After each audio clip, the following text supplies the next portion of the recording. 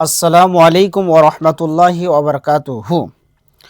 সুপ্রিয় শ্রোতা মণ্ডলী, আজকে একজন বিখ্যাত সাহাবীর কিছু ঘটনা আপনাদের সামনে তুলে ধরব। ঘটনাটা অবশ্যই আপনারা মনোযোগ সহকারে শুনবেন এবং দেখবেন যে কতটা তিনি ট্যালেন্টেড এবং বিচক্ষণ এবং দূরদর্শিতা জ্ঞানের মানুষ। তো হযরত উমর ফারুক রাদিয়াল্লাহু তাআলা আনহু এর জামানায় সেই সাহাবী এমন একজন বিখ্যাত সাহাবী, এমন একজন রাগিন্বিত সাহাবী, এমন একজন দয়াবান সাহাবী। তা হযরত উমর ফারুক রাদিয়াল্লাহু তাআলা আনহু আরব কান্ট্রি মরুভূমি এলাকা, মরুভূমিতে গাছ হওয়াটা আশ্চর্যের ব্যাপার।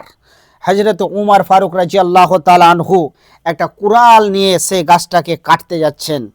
তো সাহাবা ইবনে মাজমাইন রাদিয়াল্লাহু তাআলা আনহুরা তিনারা হযরত উমর ফারুক রাদিয়াল্লাহু তাআলা আনহুকে ডাইরেক্ট মানা করার ক্ষমতা, সাহস তাদের ভিতরে কাজ করছে না।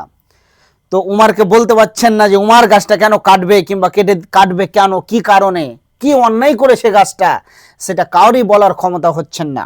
তা হযরত উমর ফারুক রাদিয়াল্লাহু তাআলা আনহুকে দেখছেন যে ইনাকে যদি মানা করতে হয়, একে যদি রুখতে হয়, একে যদি আমাদেরকে দাঁড়াতে বলতে হয়, একে যদি আমরা মনে করি যে এ কাজ থেকে বাধা দিব, তাহলে একটাই ওষুধ আছে, সেটা হলো রাসূলুল্লাহ সাল্লাল্লাহু আলাইহি সাল্লামকে বলতে হবেন। এবার রাসূলুল্লাহ সাল্লাল্লাহু আলাইহি সাল্লামকে যখন সাহাবা ইবনে মাজমাইন রাদিয়াল্লাহু তাআলা আনহুরা বললেন যে ইয়া রাসূলুল্লাহ, মরুভূমিতে গাছ নাই, গাছ হওয়াটা একটা আশ্চর্যের ব্যাপার, আর আপনি যখন কোনো সফরে যেতেন তখন ওই সফর থেকে গাছের তলায় বসতেন, বিশ্রাম নিতেন, তখন আবার আপনি চলাফেরা করতেন, এরকম বলছেন সাহাবা ইবনে মাজমাইন রাদিয়াল্লাহু তাআলা আনহুরা। তখন আল্লাহর নবী জনাবে মুহাম্মদ রাসূলুল্লাহ সাল্লাল্লাহু আলাইহি সাল্লাম তিনি তখন দেখছেন যে আমার এই শিষ্যটা সে গভীর জ্ঞানের মানুষ, সে দূরদর্শিতা জ্ঞান রাখে। তো আল্লাহ রসুল সাল্লাল্লাহু আলাইহি ওয়াসাল্লাম তিনি চট করে উমরকে বললেন না যে গাছটা কেটে দাও গা, কিংবা কাটতে যাবে কেন।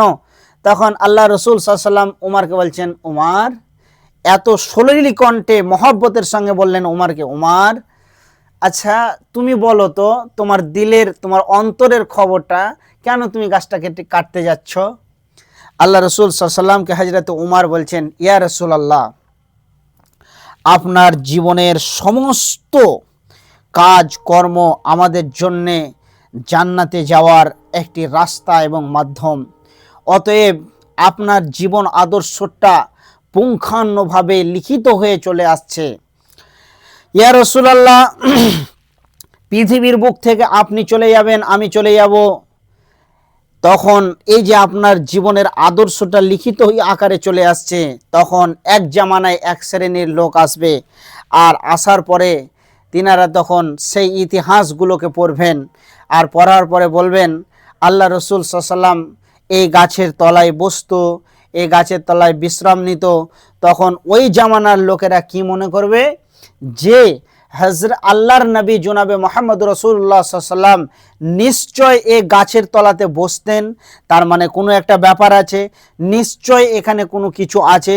তখন ওই জামানার লোকেরা তারা তখন কি করবে, আল্লাহর কাবাকে, আল্লাহর ঘর মসজিদে ঢুকে আল্লাহর কাছে চাওয়া বাদ দিয়ে তখন তারা এই গাছের ডালে এসে, গাছের শিকড়ে এসে লাল ফিতে বাঁধবে, আর তারা বলবে যে আমাদেরকে সুখ দাও, শান্তি দাও, আমাদেরকে সোজাভাবে চলার তৌফিক দান করো, আমাদেরকে অর্থ দাও, আমাদেরকে সম্পদ দাও, আমাদেরকে ছেলে দাও, আমাদেরকে মেয়ে দাও, যার যেটা মন চাইবে তখন ওই গাছে এসে টানা বাঁধবে, আর তখন তারা ওখান থেকে তারা সব কিছু চাইবে। অতএব খালিকের পূজা বাদ দিয়ে তখন মখলুকের পূজা শুরু হয়ে যাবে। অতএব এখান থেকে শিরিকের উৎপত্তি চালু হয়ে যাবে। এর জন্য আমি উমরের দিল চাইছে যে না থাকবে বাস, না বাজবে বাঁশুরি, আমি গাছটাকে রাখতে চাইছি না। তখন আল্লাহর নবী জনাবে মুহাম্মদুর রাসূলুল্লাহ সাল্লাল্লাহু আলাইহি সাল্লাম তিনি বললেন যে উমর, তুমি গাছ তো দূরের কথা, গাছের শিকড় পর্যন্ত তুলে ফেলে